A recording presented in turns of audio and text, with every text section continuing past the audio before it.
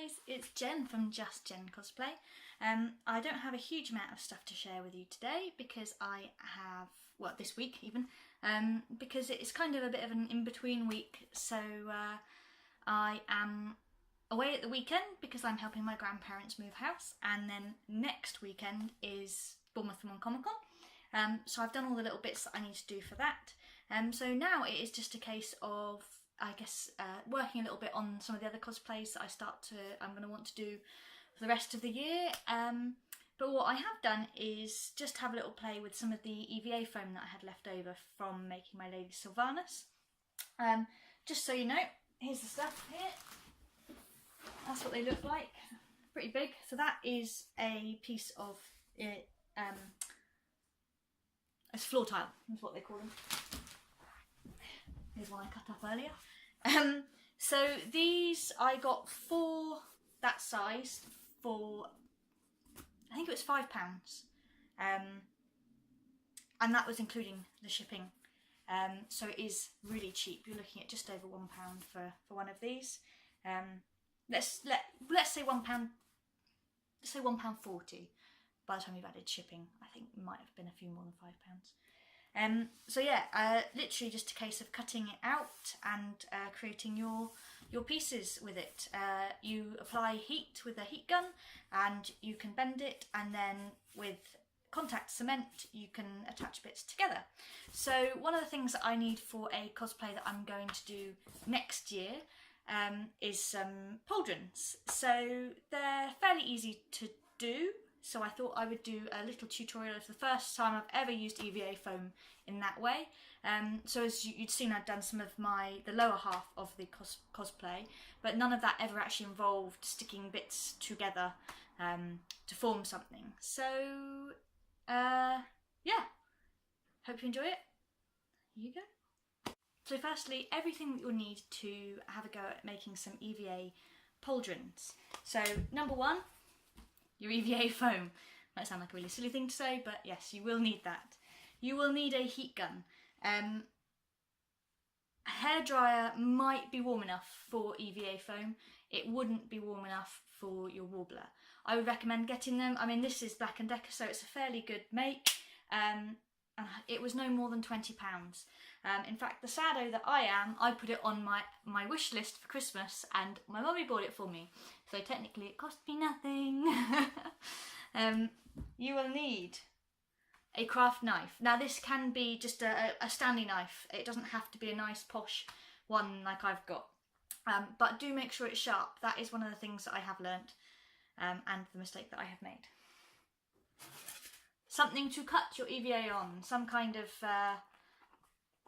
silicone mat or you know, craft mat. Not expensive. Most people have these kind of things lying around anyway. Contact adhesive. You will need contact cement, contact adhesive sometimes it's called, to actually stick your pauldrons together.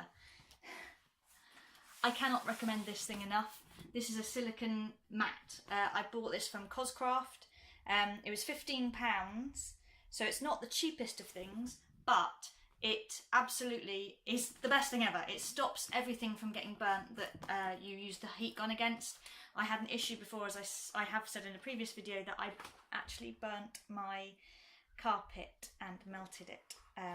So this stops that from happening.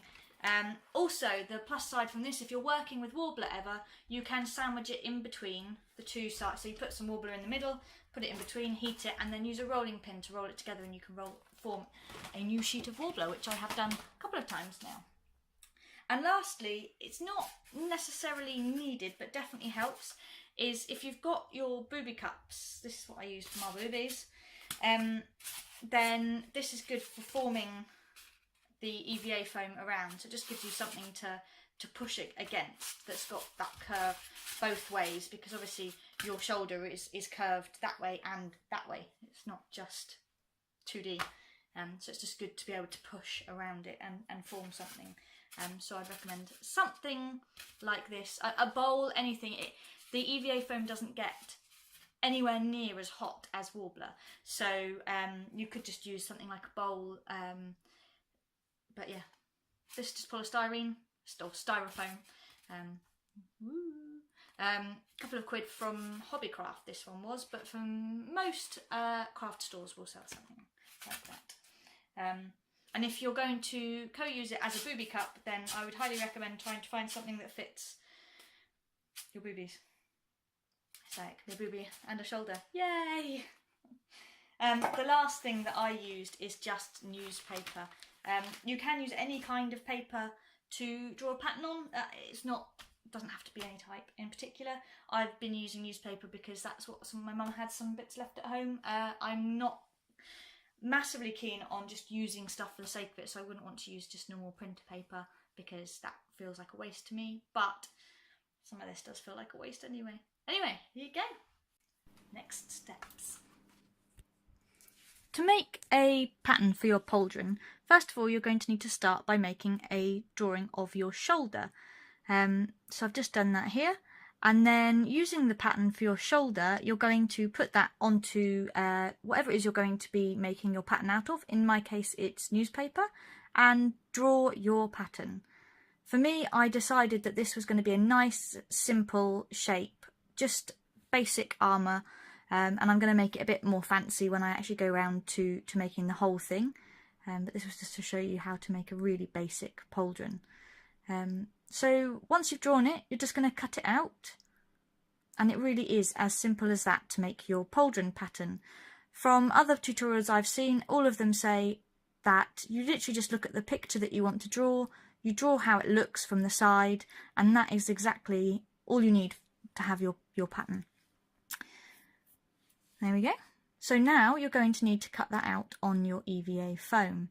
So magically, here's some EVA foam. And there's me drawing it on there. I just used a biro.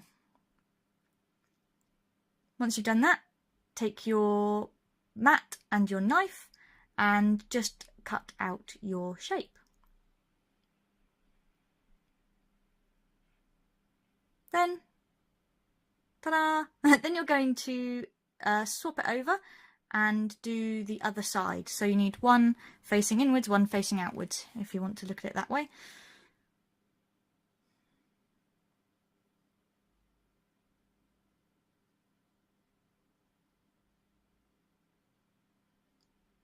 So in my case, I just turned the bit I just cut out round and then cut around it. But you could trace the pattern on twice, once each way round, whichever is easiest for you. Ta-da! Right, then you're going to bash some heat against it. So first of all, do the flat side. It should just go shiny. That will just seal the top. And then turn it around. You're going to apply a lot more heat on the inside because that's the bit that I'm going to be sort of forming a lot more.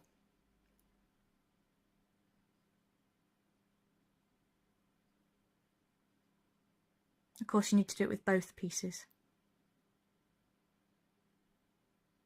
Then you're going to take your shape, in my case a booby cup, I love saying that, and just start forming it around the shape that you want it to be.